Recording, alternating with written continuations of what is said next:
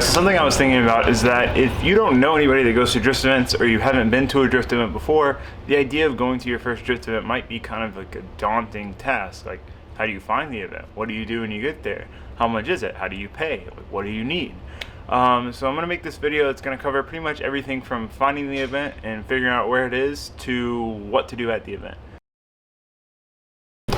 Alright, so the first step is obviously going to be to find the drift event. Like, that's probably the most important part. You have to figure out where one's going on and whatnot, and there's going to be a bunch of different ways to do this. There's no real set way. I mean, you could go to a local car meet and try to find people that drift and ask them where local events are. I know certain forums like Sylvia have like regional sections, and you can generally find some stuff in there, or Facebook. So for example, ours is OSW Drifting. So let's say I knew that they were drifting at OSW, I'm going to go on Facebook and try to find when the next event is and all the information about it. Alright, so what we're going to do now is we're going to go on Facebook, and we're just going to simply search for OSW Drifting. Alright, so the first thing that comes up is places. We want to go to the OSW Drifting page. So if we click this page here, we're going to scroll down, and whoop, this is where we're going. We've got the July 8th event, OSW After Dark. So we're going to click on that. Basically what we're looking for here is we want to find out if it's an event where we need to pre-register or we can pay at the gate, if there's anything weird about it in the times. So it looks like it's just $50 to drive, $10 for a spectator. There's not really much other information, so that means it is pretty standard, just a simple event. There's no sort of weirdness to it. Like, some events are multiple days and like I said, pre-registration and stuff. So now we're going to go back to OSW Drifting's page, go to their notes section. Here we will find the tech rules. Now these are very important. So you wouldn't want to show up to the event and your car doesn't pass tech, and then you drove to the event, paid to get in, and now you can't drive. So read the rules carefully. It is not the track's fault if you don't read the rules and you show up with a car that doesn't pass tech. So there's general rules. No refunds will be given once you paid to enter, you're in. If your car breaks, doesn't pass tech, etc., that's not our fault, like I just said. Pit speed is 5 miles per hour. Flows counterclockwise. Flows clockwise. No burnouts or dangerous driving in the pits. These are all general rules. This is all going to be some stuff I'll explain to you guys when we get there. This is about classes. Tech requirements. Now you need a SA 2010 or newer helmet for OSW drifting. Very important. You can't show up with a motorcycle helmet, dirt bike helmet, etc. It needs to have the SA 2010 or 2015 rating. Fire extinguishers are mandatory. You can find these at like Advanced Auto Parts, AutoZone, etc. They're like $20 with the bracket. No fluid leaks, going overflow tank is necessary. Catch can is mandatory if you remove your factory PCV system. So you can't just have like an oil line running from your valve cover straight to the ground. So that means when you get excessive blow-by, oil dumps everywhere. Just to try to keep the track safe. So these are the general rules. There's obviously a lot more to them, all lug nuts and lug studs, things like that. But you're going to want to check that kind of stuff for your local event, because everywhere is a little bit different when it comes to tech and what they check for, what they don't. Battery tie must be tied down, seat belts, no windshield cracks, things like that. There's also a schedule on here, so you can see when the rest of the events are coming up. So we've got the July 8th one, the next one's not until August 12th and September 16th. Alright, so now that we have the tech rules figured out, we know when the event is, what time we need to get there, etc. We're going to go ahead and get the car ready and make sure that's all sorted so we can head to the event. Alright, so the next step is going to be making sure that the car is ready. Now, I've gone ahead and done most of the prep work on this already. So I did a diff fluid change, trans fluid change, and I changed my engine oil as well. If you change your engine oil recently, it might not be something you want to worry about, but you probably do want to at least check or change it after the event. When you're really beating on these cars, you get a lot of gas in the oil and things like that, and it's just general contaminant, so it's good to change relatively quickly if you're drifting or really beating on the car. If you bought the car and you've never changed the trans or the diff fluid, it's at least good to check them. If not, change them. It's just a good idea to start fresh with fresh fluid. I hadn't done it since I bought this car, so it's something I wanted to do just to make sure that we're all good there. Fluids are like the bloodline of your mechanical parts of your car, so it's good to have those changed. Now also, this is the time where if there's anything that is wrong with your car that causes you issues driving around on the street, you're definitely going to want to change that stuff now or fix it. So for example, if your car is overheating driving around and you go, oh, it's just because, like I'm driving around in town and I'm in traffic and it's hot, It'll be fine in an event because I'm going to be moving. Don't think that way. Anything that's a problem on the street is going to be a problem at the event. I've done this so many times where I've driven to events and gone, oh, it only overheats if like I'm in heavy traffic, you know, it'll be fine at the event. And then what I do, I end up having to shut my car off every time that somebody moves forward in line. So they move forward, pull up, shut it off. Move forward, pull up, shut it off. It becomes a huge stress, and especially if this is your first event, you want as little stress as possible. You want to focus on driving, not on like preserving the car and keeping it from overheating and all of that. Definitely try to go through and resolve as many of those issues as possible. There's going to be plenty that are going to arise when you're at the event. You know, stuff that normal street driving doesn't even show. You know, maybe your car runs fine on the street, but then it starts breaking up when you're drifting or overheating. For example, after my first shift, there was a few things I noticed that I need to change on my car. The factory fans don't come on until 228. The thermostat is like a 195 degree. So that means I was starting out my runs at like really close to overheating, you know, about 228. So I knew that was something I needed to resolve before I went to my next event, because I don't want to overheat the car just by it starting so high. So I put a 165 degree thermostat in it. I have this little piece of wire that plugs in where the fan relay is and kicks the low speed fans on all the time, so that'll keep them on when I'm sitting in line. Hopefully keep the car cool so I won't have any heating issues. This little wire trick is just a temporary solution for this event until I can get the fans tuned to match the thermostat temp. But extra precaution I wanted to take. I've also added this oil catch can. I noticed that I was getting a lot of blow-by. I was forcing fluid to come out of the PCV system and kind of collect over here around my intake manifold. So we put a catch can in to hopefully prevent that from happening as well. So those are just a couple of things that I noticed on my car that I wanted to fix before the next event. So like I said, just make sure that your car is sorted and as solid as possible so that there's as minimal frustrations as possible when you get to the event. Alright, so now that we got the car sorted out and the car itself is ready to go, it's time to pack for the drift event, figure out what you're going to bring and all of that. Alright, so the first and obviously most important thing to bring is tires. You're obviously going to need these, you're going to burn them off. I usually like to bring 2 sets, sometimes I only bring 1. It's ideal to bring 2, especially when working with used tires like I am, because you don't know what's going to happen. I've had a tire completely delaminate and all the tread rip off on the 3rd lap, and these are like brand new looking tires. So it's always good to have a second set just in case something completely destroys the first set for no reason. Normally I would bring all of these in the back, but it looks like it's going to rain, so I don't want to ride around with the hatch open. Normally I would leave these on, drive to the event with these, have the tires in the back with the hatch like propped open. But this time we're going to do it a little differently. We're going to take whatever one of these sets I decide to run first, put it on the back here, go to the event, drive, wear them out to the point where they're still drive-onable, take them off, put the second set on, and then save those for the end of the day to drive home on. So that's going to be the plan for the tire situation. If you're new to drifting, you're probably only going to go through like 1 set of tires. You're just not going to be in drift long enough, most likely, to really get them hot enough to start wearing out quickly. Just because it'll be your first event, you're going to be learning, you know, how to get the car sideways, how to keep it sideways. You'll probably be spinning out. As long as you don't spin out and just floor it and destroy the tires, which is just a terrible waste of tires, you should only go through 1 set for an event. But like I said, bringing 2 is just a safe way to do it. If you can only bring 1, you should still be fine as well. This is also obviously going to depend heavily on like what type of track you're driving. For example, if I was running a day on the oval, I would probably go through 3-4 sets of tires in an event. A day on the skid pad with the same amount of laps, I'm only going through 1 set of tires.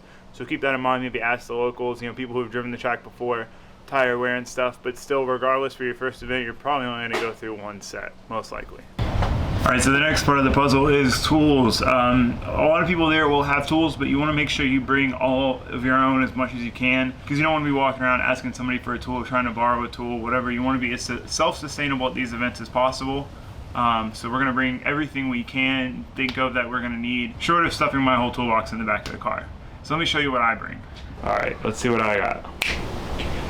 Alright, so we have ratchet wrenches up to 15 mil on both flex head and standard.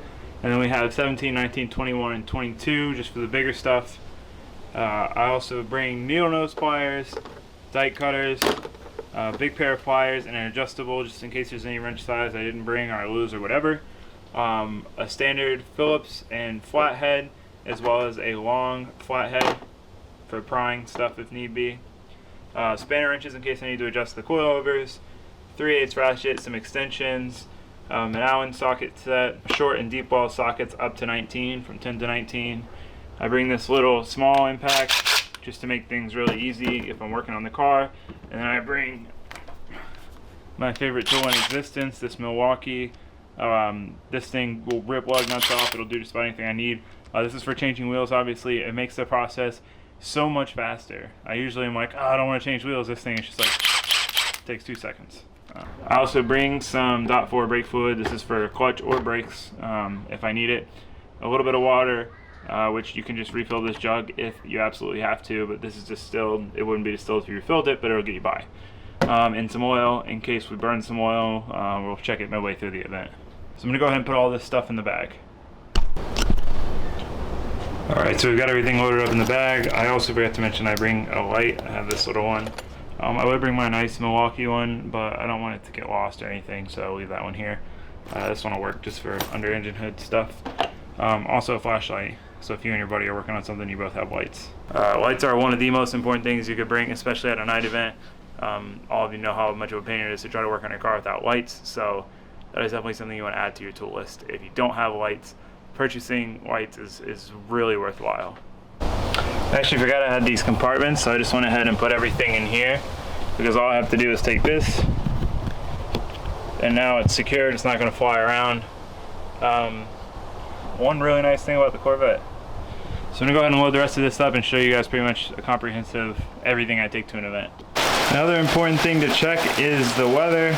It's pouring down outside right now. I need to decide which tires I'm going to run. The bigger tires are really terrible in the rain. The other ones are pretty decent in the rain.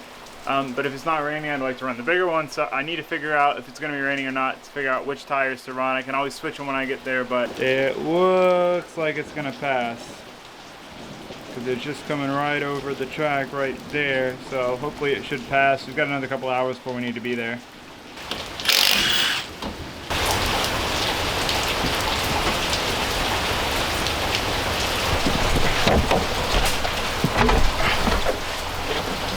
We're going to go ahead and raise the car up just a little bit while we're here, just because it rubs quite a bit with bigger tires in the back and I don't want to deal with that.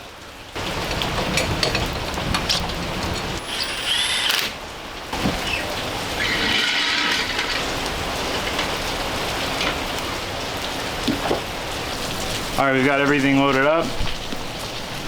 Jack, spare wheels, other spare wheels we're going to be drifting on. Figured I'd try these first.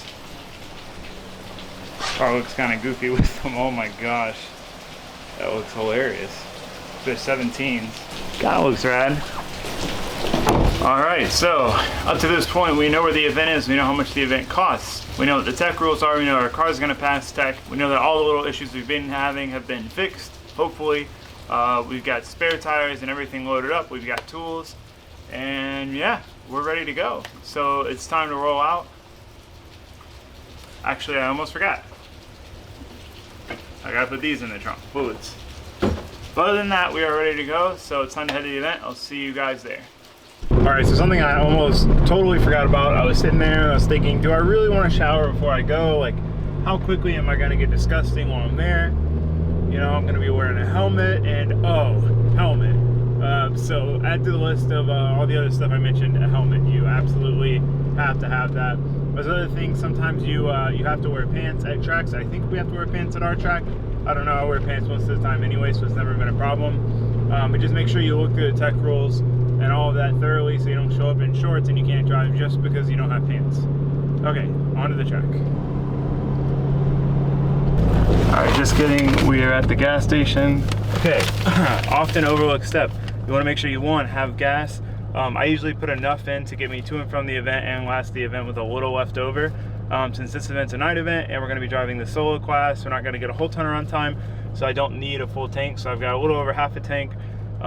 It's not a huge deal, but even like 5 gallons is 40 pounds, so it's good to not overfill if you don't need to. 2, snacks. Once you get to the drift event, you will not be able to, oh god, the bag just ripped open.